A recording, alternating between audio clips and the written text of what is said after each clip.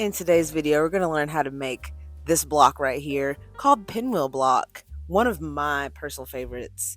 And it's not as hard as it looks. As always, I will help you through it, show you every step of the way and all of the tips and tricks that you can use to make a successful block such as this. So grab your sewing gear and let's get to it. Alright, so for this block today, we are going to need 4 pieces of fabric. So on today's project, we are going to be making what's called half square triangles, also known as HSTs in the quilting world. I'm also using 2 pieces of light fabric and 2 pieces of dark fabric to give a nice contrast to my block. The squares that I'm using are 6 inches by 6 inches square. What you're going to do is you're going to put right sides together. And for this block, we are going to be working on what's called the bias of the material. Now, the bias of the material is the diagonal, which I will illustrate this in a moment. Normal quilting fabric on the diagonal is going to be super stretchy. Normally, when you're handling fabric, you're going with the grain or against the grain. So if you're just looking at a square that's cut out normally, one side may be a little bit stretchy. It all depends on what kind of fabric you're using, but one side usually has no stretch at all. But when you turn it on the diagonal or the bias, it is super duper stretchy, and this can cause some issues if you're not paying attention to when you're stitching, that you're taking your time and going slow. You don't want to go too fast because otherwise you might have skip stitches or missed stitches or things like that. But for this block, with making our HSTs, we're going to be focusing on sewing on the bias of the material. First off, I'm going to mark a center line right down the center of the diagonal of my 2 squares. Now when I mark the middle, we are actually not going to be sewing on this line. This is going to be for later on in the tutorial. I am using a marker that can be, the cap decided to just yeet all over there, but I'm using a marker where the ink dissolves when you apply heat. This isn't necessary because we're not going to really be seeing any of these lines, but I just like to use that because it's what I had handy. But feel free to use a normal pen or whatever you've got around. We're going to mark our center line, and that is going to actually be a cut line later in the tutorial. But now we're going to mark 2 lines that are 1/4 inch from that center line. And on the ruler that I'm using, the grid is set up to where 2 little notches equal 1/4 inch, but just make sure that you know what 1/4 inch or 0.25 measurement equals. So now I'm just marking on one side of that line. I'm taking my same pen and I am marking 1/4 inch away. And then I'm going to turn my block around, and I did this exact same thing on the other side of that line.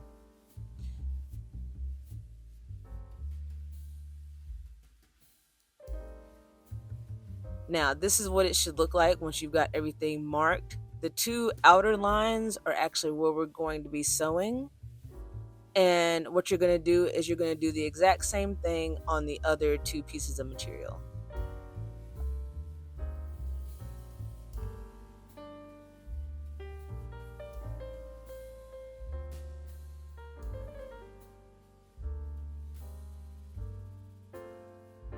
Now this is what your fabric should look like once you've got everything marked and ready to sew.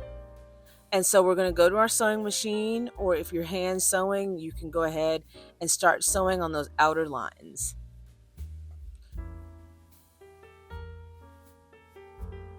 Now I am using what's called a leader or ender whenever I sew. I have learned that this just works out a little bit better to keep the stitches in place so that they don't come apart once you're messing with your block or anything. But you just give a few stitches right at the beginning, and then I'm going to take that leader and I'm just going to move it out of the way, and I'm going to start sewing on my block. And I'm just going to sew right down that line. We're going to do it on both of our squares. We got one, and then we're going to get the other one. Just go ahead and chain piece it together.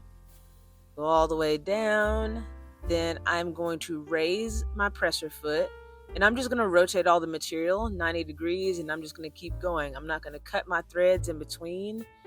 And yeah, we're just going to keep sewing right down the other two outer lines.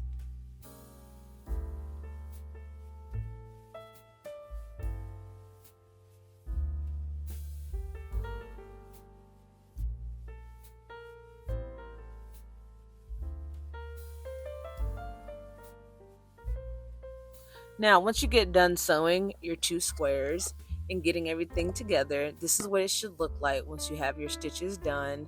And again, you want to make sure that you're taking your time, because sometimes if you do sew on that bias, if you get too fast with it, then you may have skipped stitches, and that is not what we want.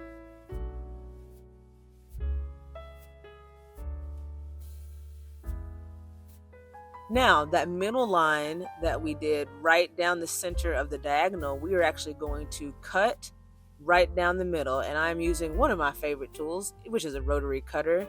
I highly recommend, if you are going to be sewing for any length of time, to try to invest or find one of these at the thrift store. But you're going to cut right down the middle, and look at that. What do we have? We got a half square triangle. Look at that. Isn't that fun? And look at the contrast. You got one dark and one light triangle, and you didn't have to headache or do anything like complicated. So now we're going to go ahead and cut our second square right down the middle. It just really helps having the mark there to keep everything in place.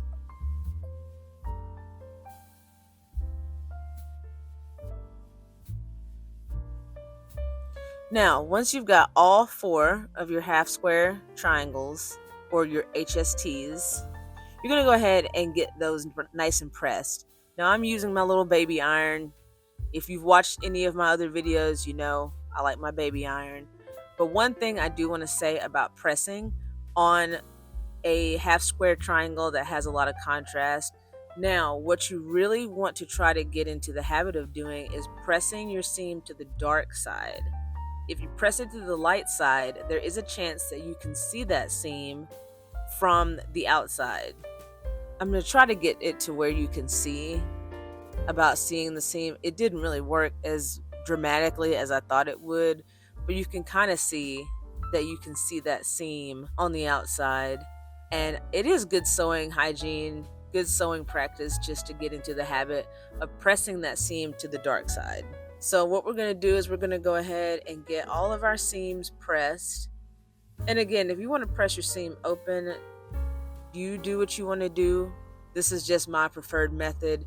In sewing, once you learn a few things here and there, you'll see that there's a million different ways to do the same thing. It's always just a personal preference. Go ahead and do that on all of your squares.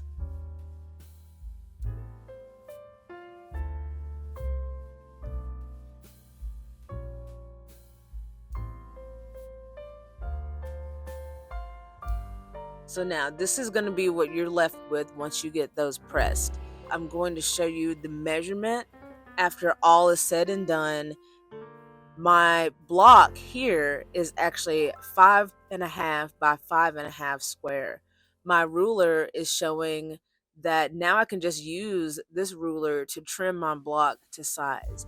And trimming your block is just going to make sure that everything is squared up and that everything should line up. Now, as always with a lovely Festina video, there's always something that can go awry, and you shall see later in the video that things do go a little awry, even though I am trying my best. So but I used my ruler, lined it up, and we are going to be cutting those little tabs off of the corners with the rotary cutter and just making sure that everything is squared up. Hey y'all, what's up? Editing Festina is here. One thing that I do want to just make sure and make aware is that if you do have one of these one of these rulers like this, make sure that you utilize, there is a diagonal line right down the middle that you can actually use to line up your block, and to also make sure that everything is square.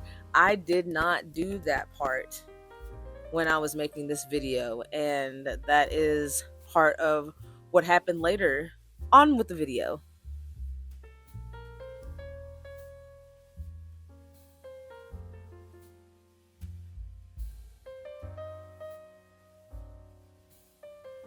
All right, so you're going to go ahead and trim up all of your other blocks that you have. This is technically a block, even though we're not like putting a whole bunch of stuff together yet, but what you're going to be left with is something that looks like this. And now this is where the fun comes into play.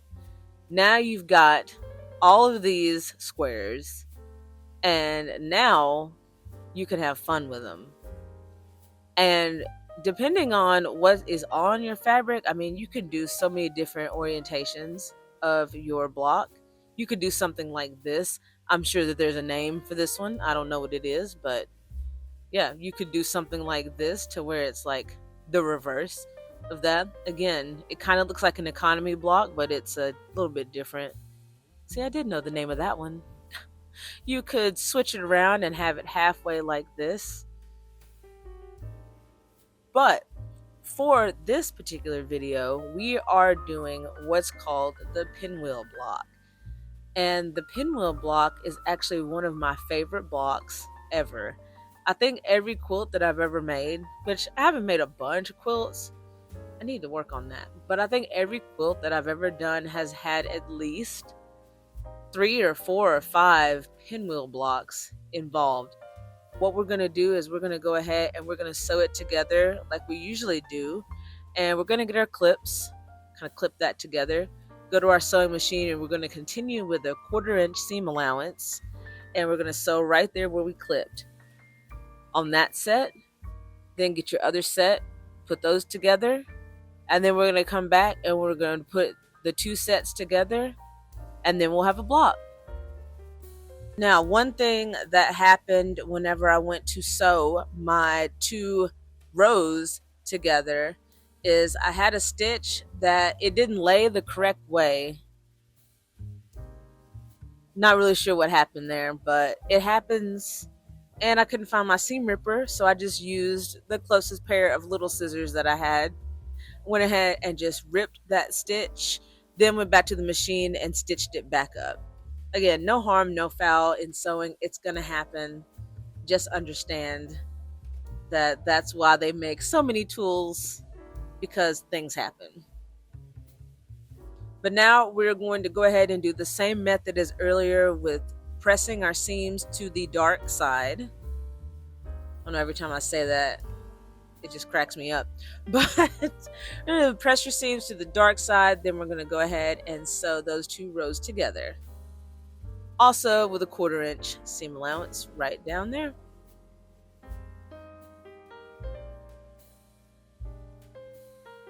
Now, once you open up that block, we are almost done.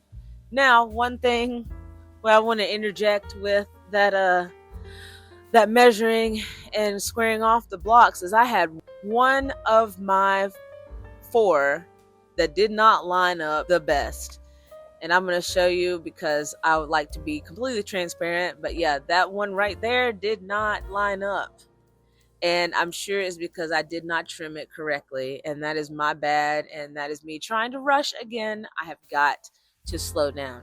Got to slow down. But it's fine. I have definitely learned in the sewing world that perfection is just, it ain't going to happen. It just ain't going to happen.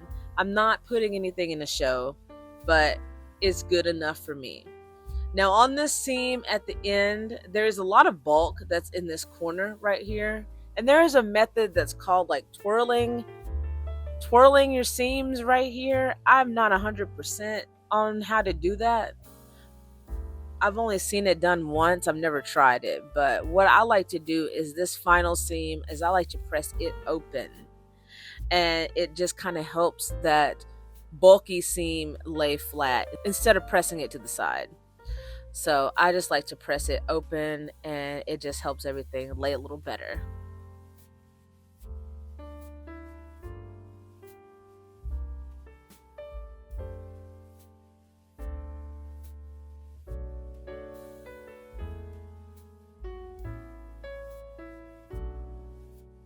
And there we have it. We have our finished pinwheel block.